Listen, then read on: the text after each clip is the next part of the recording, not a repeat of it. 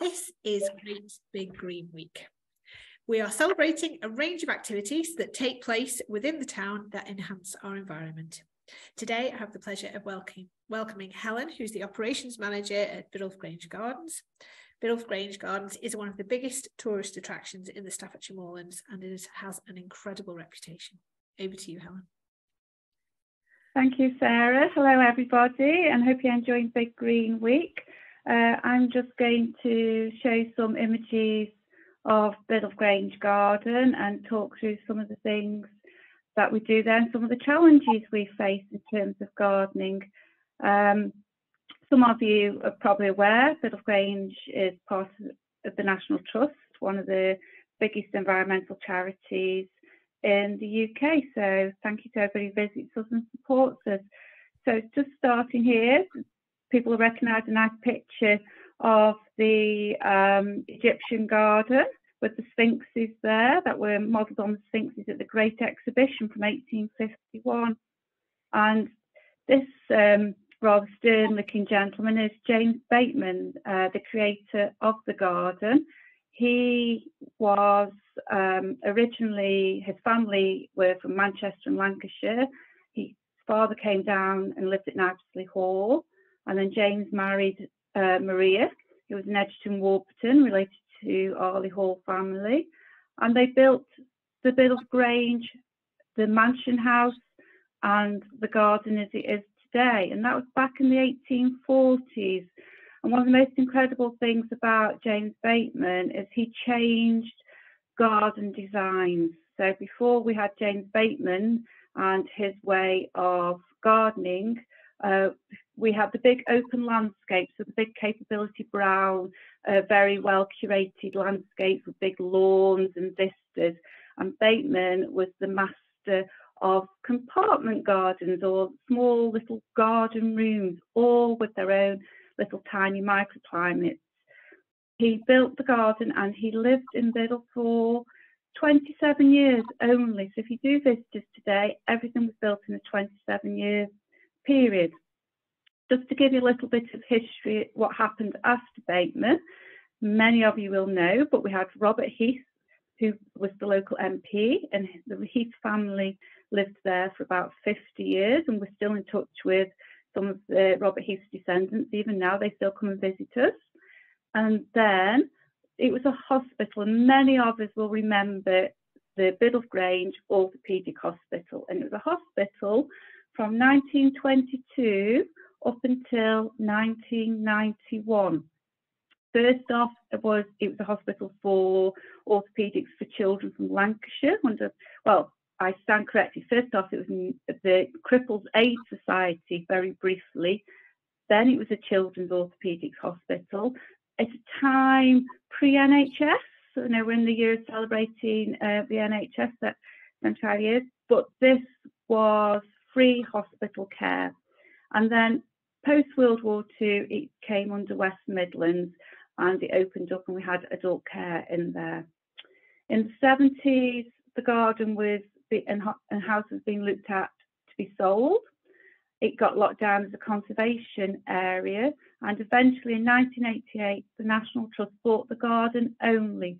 The whole landscape, garden, and what is now the country park is a Grade 1 listed landscape, so the most important horticultural significance you can give to a landscaped property or setting. So in Biddulph, we are the proud supporters of a Grade 1 landscape.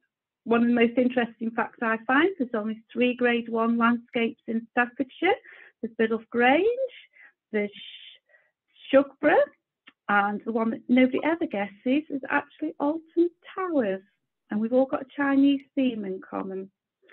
The garden was opened in 1991 to the public with the National Trust, but I never say it was first opened in 1991 because even James Bateman himself had paying visitors to the garden, and he donated all the money to local charities, usually the church-based ones, because he built a church up at Biddulph Moor. So we feel we're just continuing the Bateman tradition at the garden. So the people that were involved, his wife was very significant in some of the design. Edward Cook, who went on to be a famous marine artist and garden designer. A chap, Benjamin Woodhouse Hawkins, he was the superintendent or assistant superintendent at the Great Exhibition. We hear a lot about the Great Exhibition at Crystal Palace, and he met Bateman there. And Hawkins was also a very well-known Victorian sculptor, and he sculpted many dinosaurs, which you can see at the Crystal Palace grounds now. Richard Owen, who went on to be the founder of the Natural History Museum. Osbert Salvin, who was a naturalist and wrote quite a famous collection of books about South American nature. Charles Darwin, we know he corresponded with, and a chap called Frederick Olmsted, probably not so important to us in the UK, but very important in American parks and gardens. So our little Biddulph had a lot of very influential people at the time. So I feel quite proud of us in our little town because of that. Me too. We love this picture. Those people that have visited us in the tea room, this is the tea room. This is the Heath family, some of the daughters, well, two of the daughters are on there, and it was the billiard room. So this is taken from, I suppose, the view down if you got your back to the kitchen door, looking into where everybody sits. This is the house. There was a fire when Robert Heath was doing some renovations. So the house with the burnt out, robbed out section on the left, that was the Italianate villa at Bateman's, which the whole central section got burnt out. So you can see the picture with everybody posing with the flames coming out. They weren't just standing with the backs to the flames. It was all painted on post-fire. So that was the house burnt out. And then they actually demolished the central bit for the rebuild that we see today. We like this picture. Old pictures are really useful to us because one of the things we don't know about is the two ends of the geological gallery and what they looked like originally. And we see in this, right slap bang in the middle, there's like a little pointy white triangle. So from this, we were able to work out that one end of the geological gallery had a pyramid glass roof on it. So old photos are very important, and probably not always for the, for the actual image that you're looking for. We're always looking in the background on photos. This was the hospital. So we've got the first hospital wards where we've got all the patients outside. They were built on what is the cherry orchard.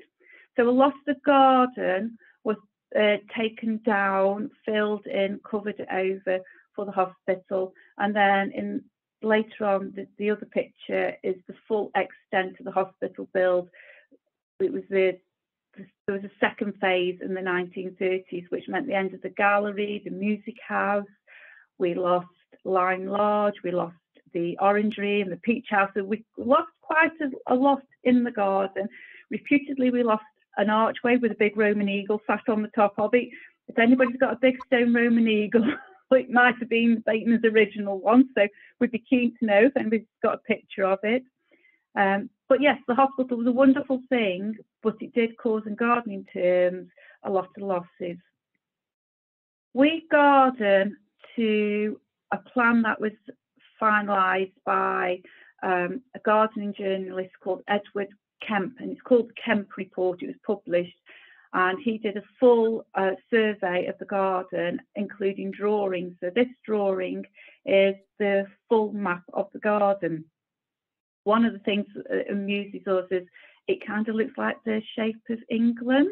So there's no Scotland and Wales on there. There's definitely England. So Biddulph Grange Garden is, in Bateman's world, he is bringing the world into that little shape that there. I think that was deliberate then. There's always a question whether it's deliberate or not. Bateman he's quite an interesting character horticulturally. He is big horticultural interest. He was very influential in the RHS, Royal Horticultural Society, and we know he did design some gardens for them when he went to live in London.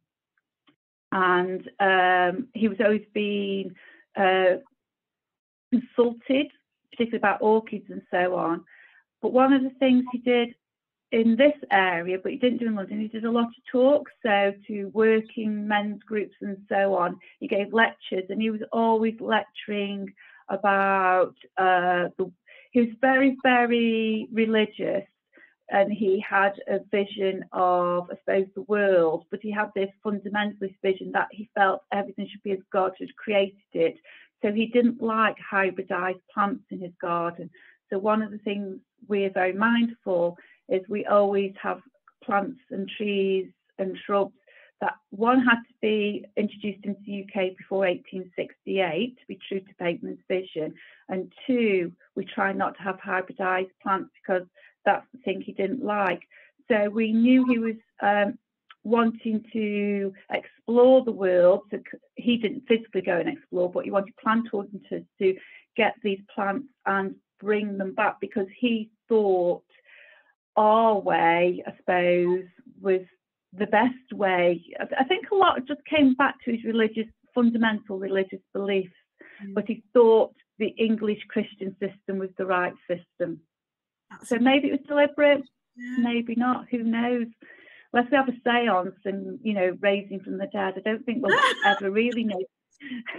Because he didn't really leave any diaries. He left a few letters in the libraries and archives at Kew Gardens, and we find odd letters, people approach us that have got them out of family collections and so on. But there's no real diary to say what his real thinking was on that front. So it's always a little bit of a puzzle when you're trying to piece it together. Would he or wouldn't he? I will just say on hybridization, we do now have some hybridized plants, particularly when we're looking at the dahlias and the bedding plants, because we can't give the array of colour that we expect to see today, because we didn't have quite that same variety, particularly in the dahlia collection in Bateman's time. So we do fudge it around the corners a little bit, shall we say. But we are struggling as a garden. We're struggling with the age of the plants and trees, because most of our collection is Bateman's original planting.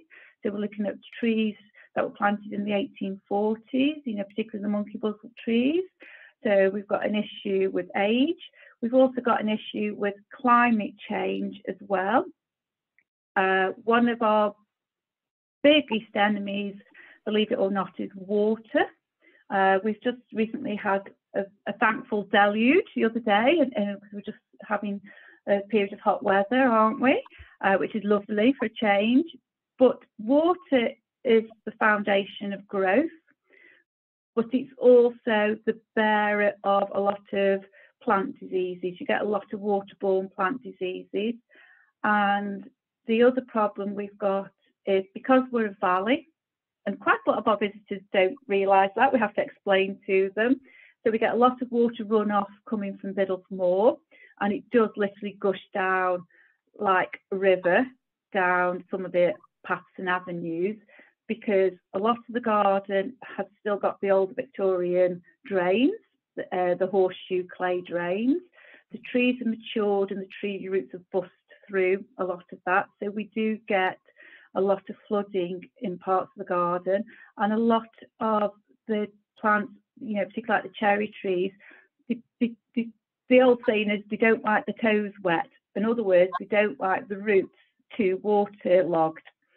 So we're always looking at how we can manage that rainfall better, because we're having these more deluge type rainfalls rather than the traditional pitter-patter, lovely, predictable rainfalls. So on this slide, this is us actually, you've got an example of a path that's just waterlogged, and you've got Dave Wilshaw, who's one of the local chaps we use for a lot of our building work. He was digging up the path here and having to put cameras down to actually see the extent of damage on the drains before we commit to digging up all the paths, because we're talking thousands upon thousands, tens of thousands of pounds to do path work. And it's one of those things, it's so essential getting the basics underneath your feet right before you can appreciate what's on top, what you're walking on and what you see. we all know that with gardening, we all have to dig in the muck, we have to feed our soil, we have to get the underneath right. And it's the same with paths, you know, you've got to get that right. You've got to get your water drainage right, your water flow to the right places correct in order for our plants to survive. So this is the lovely Pine-Itum, and it's one of the big areas we've been struggling with. We've struggled with it, and if you visit, you'll see areas roped off because suddenly you've got dry patches, you've got patches you can sink into. That's all to do with this drainage work that we've been doing. We've done an awful lot of work on it in this area. But the other thing we've suffered with down here, we've suffered with some plant diseases. We've struggled with, which we think which is sorted out now, but it's now age of plants that we're struggling with, that we're constantly do tree surveys, we're constantly monitoring these plants. Monkey puzzle trees in particular that are planted in the 1840s, we're very aware that some of them might be coming to the end of their natural lifespan. So these are other things that we're always on the lookout for. One of the other challenges in our garden is logistics. I just hinted a little bit earlier that we're on the side of a valley. So even for us, there's no secret ways in and out of this garden. So even our gardeners have to go in as you do as visitors. And that means things like the stumpery, which I'd just like to say we've finally finished the full restoration of the length of the stumpery, probably in the first time since Bateman's time, over 100 years. We now officially in Biddulph have the oldest stumpery in the country, and we think it's the largest stumpery in the country. King Charles had the largest, but he had sent his head gardener to Biddulph to look at ours before he built his. But we think we've now just topped his on size now, so I'm very pleased. Not that I'm competitive, but I am very competitive. I'm well known for being competitive at work. So this was something we still got to add more stumps to it when we lose stumps, and all our stumps are oak. We can only have certain ones, and they all come from one part of the country as well. And it is a big secret. I can't share it, unfortunately. But even doing this, the gardeners have to physically carry them in by hand. And you can see Jonathan and lovely Rob, who's moved on to a new job now, carrying the stumps in, and then they have to scaffold this whole area. This is one of the most dangerous parts of the garden to garden, because you could slip and easily break a limb or get impaled. So if you're coming with your kids, please don't climb. Please don't climb trees, because we don't know how old they are and we can lose the branches. And don't climb these stumps. It's quite dangerous. So it's quite a treacherous area, but it's very impressive. So this was the latest delivery of stumps. So they get delivered onto the car park, and then the guys have to physically carry them part way and to build it up. This is the wall of new stumps we've just built up from that delivery on the car park. So from car park to the lads carrying them, to lovely Rob Barlow here with his mini digger trying to actually physically get into part of the Chinese garden. So we've got a metal ramp over the steps that you as visitors use to come down, and it's the smallest digger we can get. It's the biggest digger we can get on site to actually get in there and get the work done. So you can imagine everything's a big job at the garden. And that's why as well, we're open every day of the year, more or less. We have to close areas off to work in them, because space, although these small gardens basically completely changed how gardening design was done, they create a logistical nightmare to actually get the work done. And you'll see things like trailers around the garden, just because these are the closest we can get to. So that trailer's there at the top of Lime Avenue because it's the closest we could get it to do anything around the lake. So we still physically got to move everything from there. You've got another area here, and you're thinking, oh, what's all that chevron business? That's the basket passage, which is a little covered area. And what you can't tell is a little concealed door in there, and we hide some of the rakes and spades, because otherwise everybody's got to continually go down to the work area, which is by the main gate, and bring everything up into the garden. So we have a little halfway point just sneakily hidden behind there. That's also an area that part of my role is collections care, so I have to look after the individual items, so statues and little smaller things like photographs, but even it covers some of the architectural features. So one of the jobs I look at is the conservation and care of these sorts of features, and the wood, and has it got woodworm, are we looking after it properly, etc. So there's it's not just some wood, it's all listed. I think that's a grade 2 listed structure in its own right. Oh, there's me in the middle. So as you can see, there's other challenges in there. There's always steps to go up and down. Why you've got me in the middle is showing you some of the height restrictions. So you can imagine Jonathan, who you saw on the previous pictures, well over 6 foot tall, so we have to bend to get under there. We have little sneaky things. This other picture is a bit of scaffolding, but that's hidden behind the Egyptian pyramid, because we bolt onto that so we can hedge cut safely off scaffolding, so there's some permanent scaffolding in place. And then we come on to another problem that we're challenged with in the garden is time and light.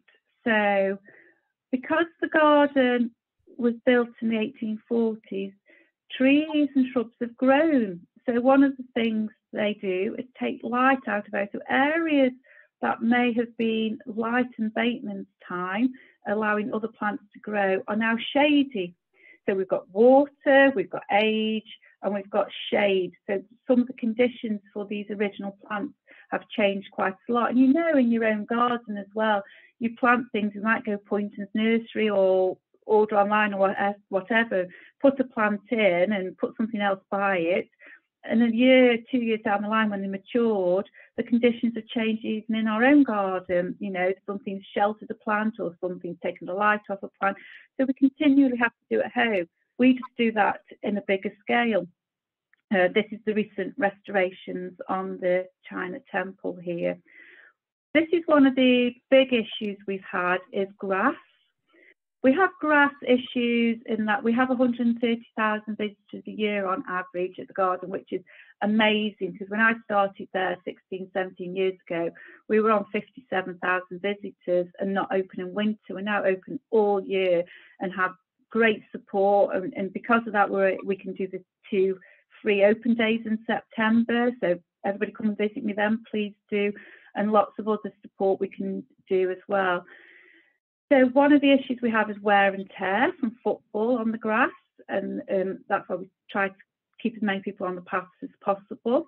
But the other thing is that shade. So we've recently been cutting some yews down around the buffalo to let some light into the dragon and serpent parterre.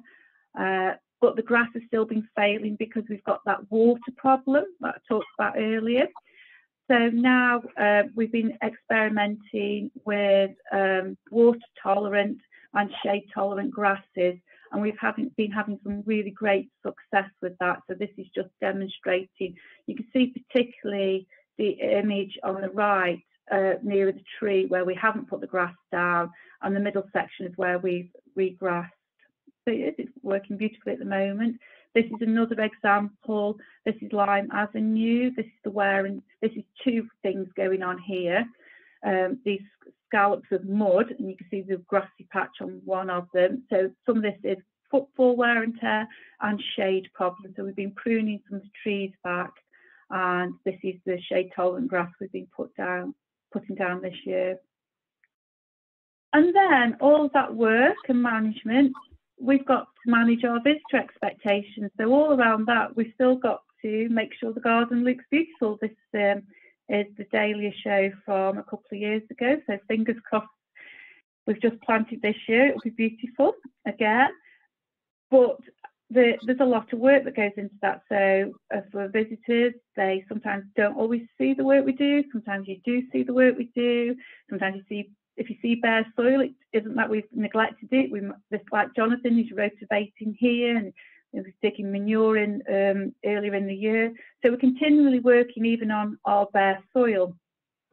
The dahlia walk itself, we work on dahlias all year, 12 months of the year. So we've had a volunteer team come in from Manchester, and they've just been putting all the dahlia stakes in for us. So we've prepped the soil, we've manured the soil, we've prepped the soil, we do a plan for the dahlia walk, we do it every year. Another volunteer, Elaine, does that every year for us. Then a volunteer group from Manchester come down and driven in a lot of the stakes, as well as our local gardening volunteers. Then all the dahlias being planted up. Then the rest of the summer will be tying up dahlias, deadheading dahlias. Come winter, we'll be digging them up, we'll be cleaning them off, we'll be labelling the tubers, we'll be storing them, we'll be checking them every month to make sure the mice haven't eaten them, and we'll be redesigning another plan. And then we'll be growing them on, taking cuttings, and then we start all over again. Our life is all about dahlias at Biddulph Grange. But and alongside that, we're caring for the stonework and we're cutting the hedges. So you can see some of our ornamental stonework. So we have a lovely team of volunteers, Helen, Rosemary and Charlotte. You're many a happy day on their hands and knees with these tiny little like lollipop sticks and water and brushes to get in and demoss all the stone. If we don't take the moss off our stone all around the garden, come winter, if we've got moss on there, the water gets in, it freezes, it can explode the stone. So we start losing, we have to replace the stone, and a lot of stone goes back to Bateman's time. So we don't want to put new stone in we need to look after what we've got. And then the other thing that goes on is hedge cutting, which takes us about 10 weeks every year to hedge cut. And the deepest hedge, which is this one, which is 12 foot deep. So it's a bit of a job and a half to cut our hedges. And they're all new, apart from the beech hedge at Egypt, which means even if you come in January, you can see that's the winter picture. It's just like it is in summer. So it's quite beautiful, really, all year round greenery. Oh, I mentioned the basket passage. So you've had that one already. Thought I'd throw that one in for you because that's China. We've just had the bridge restored.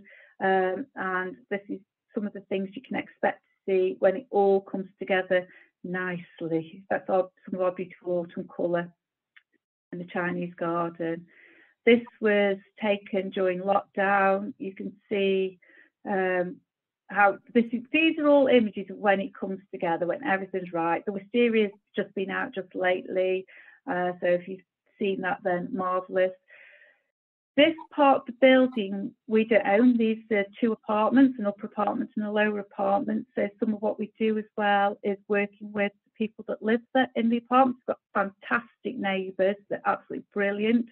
So we've got a duty to make sure things like the wisteria isn't overgrowing onto the terrace above Stan, and it's not hiding windows for everybody in the downstairs apartment as well. So there's a bit of duty of care that we have to consider around that.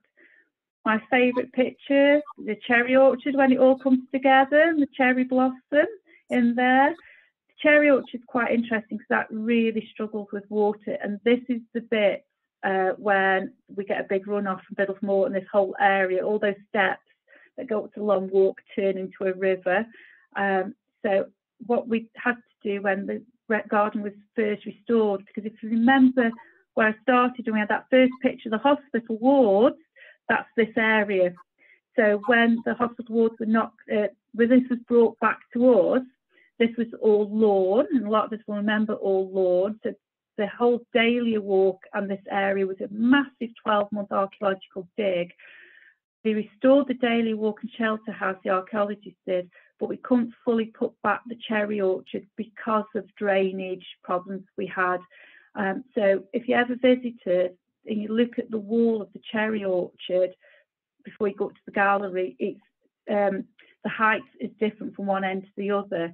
And as you look at the steps there ahead, there's about another 4 or 5 steps underneath the path so we had to slope it to get the drainage and runoff right under there. There are some other steps in the garden, interestingly enough, that we've covered up, that maybe one day we'll reveal, but it's a bit of too much of a big job at the moment. And then beautiful view, we've just had the rhododendrons out, so hopefully some of you got to see those. As I say, we're now moving into dahlia season. So that's the end of my slideshow. I hope you enjoyed it, and I'm always around at Biddulph Grange for questions. Lovely, thank you ever so much. Just to finish up from me then, one of the things that you talked a lot about was volunteers, and we did volunteering week last week or the week before. Tell us how people can volunteer with you. It's very easy. We've got lots of different levels of volunteering. We've got people who volunteer for gardening, although I will say at the moment we're probably at capacity, there's a waiting list for that. We have people who volunteer on visitor welcome, so actually welcoming visitors and checking their membership cards. We have car park volunteers. We've got lovely Mike at the moment. He lives in Biddulph. He's great on a Sunday and a Saturday. I'm sure Mike is like another little friend on the car park. And I actually like the car parking because you get to chat to loads of people, and quite often you get to chat to people that aren't visiting us, that are just like, where are we? I think we come to the wrong place. You get to help people, and you also get to talk about not just about us at Biddulph Grange and the National Trust, but it's amazing how many general tourism questions you answer. Where can I get a drink? Is there a supermarket nearby? So we do a lot of that sort of conversations. We have volunteers in the shops. We have volunteers helping run food out and food and bev dishes. We also have lots of people that do micro volunteering. So people that might come and say, I just want to sweep. One of the big jobs is steps, sweeping the pebbles off the steps, because the pebbles, it can cause a slip for people, but also they dig into the stonework and erode the steps away. So brushing steps is, anyone who wants to just brush steps on a morning, you're more than welcome to come and do that sort of for an hour. Welcome. So there's lots of little things you can do. Yeah, you can volunteer. You're great volunteering, just sharing our Facebook posts and our tweets and our Instagram with friends. We consider that as micro volunteering. If you want to come and physically volunteer on the property, then you just come along, ask for me, or ask at reception, leave your phone number, or you can go on to if you're tech savvy, go onto the National Trust website and go to volunteering at Biddulph Grange, and some options come up, or just drop us an email at Biddulph Grange, and Jen, who's business support lady, will pick them up and pass them on to me and the other managers. Perfect, thank you. Right, well, I will say one more thing, Sarah, on volunteering is I get asked loads and loads about Duke of Edinburgh work experience volunteering, and we do take people on work experience at Duke of Edinburgh. We do have a bit of a waiting list, and we don't take people in December because there isn't that much to do in December, and we do close at 3:30. But it volunteering is any age range. You can do family. I have family volunteers. Couples come with little kids, and dads come with the daughters. So it's all sorts. Lovely. Thank you so much for that. I think we'll let you get on with the rest of your day now, and then we'll get this on our new YouTube channel, and I'm sure you'll get lots of views on that. But thank you for all you do in Biddulph. It's, as a town council, we really appreciate your support, and obviously the Biddulph Grange Gardens is an incredible place to visit. I absolutely can't recommend that enough to people who maybe haven't been before. So thank you ever so much for your time today. Thank you. I can say I'm a very proud Biddulphian. Love it. Thanks ever so much.